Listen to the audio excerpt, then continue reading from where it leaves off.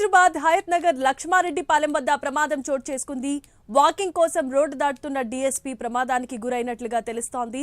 Nandeeswara బాబ్జీని RTC bus ఢీకొట్టింది. ఈ ప్రమాదంలో అడిషనల్ డీసీపీ బాబ్జీ స్పాట్లోనే మరణించారు. ప్రస్తుతం రాచకొండ కంట్రోల్ రూమ్ లో అదనపు డీసీపీ నందీశ్వర బాబ్జీ పనిచేస్తున్నారు.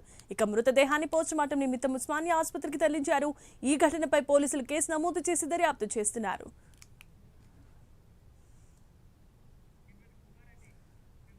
రైట్, ఇక వాకింగ్ కోసం రోడ్డు దాటుతున్న డీసీపీ రాచకొండ కంట్రోల్ రూమ్ లో పనిచేస్తున్న అదనపు డీసీపీ నందీశ్వర బాబ్జీ మరణించినట్లుగా తెలుస్తోంది. ఇదే అంశానికి సంబంధించిన మరిన్ని అప్డేట్స్ ను మా కరెస్పాండెంట్ కుమార్ అందిస్తారు. కుమార్, చెప్పండి.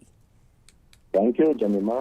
హయత్ నగర్ లోనే ఒక రోడ్డు ప్రమాదం ఏదైతే సంబంధించి అడిషనల్ డిఎస్పీ బాబ్జీ అయితే మృతి చెందినట్లయితే తెలుస్తుంది. లక్ష్మారెడ్డి పాలెం వద్ద వాకింగ్ చేస్తుండగా ఏదైతే ఆర్టీసీ బస్సు ఢీకొట్టడంతో కూడా దీనికి సంబంధించి ఆర్టీసీ బస్సు కూడా ఏపీఎస్ కి అయితే చెందిన బస్సు అన్నట్లు ప్రస్తుతం మనకైతే తెలుస్తుంది. ఈ బస్సు ఢీకొనడంతో కూడా స్పాట్ లోనే అడిషనల్ డిఎస్పీ బాబ్జీ అయితే మృతి చెందాడు. తెలంగాణ డీజీపీ ఆఫీస్ లో ఏదైతే అడిషనల్ డిఎస్పీ బాబ్జీ నిధులైతే నిర్వహిస్తున్నారు.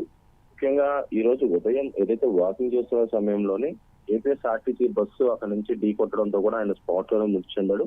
ప్రస్తుతం అతని బాడీని ఉస్మానియా ఆసుపత్రిలోకి అయితే తరలించారు. పోలీసులు ఘటనా స్థలానికి అయితే చేరుకున్నారు. ఆ ఏపీఎస్ఆర్టీసీ బస్సును కూడా అక్కడి నుంచి స్వాధీనం చేసుకున్నారు. అసలు ఈ ప్రమాదం ఎలా జరిగిందనే దానిపై విచారణ చేపడుతున్నారు.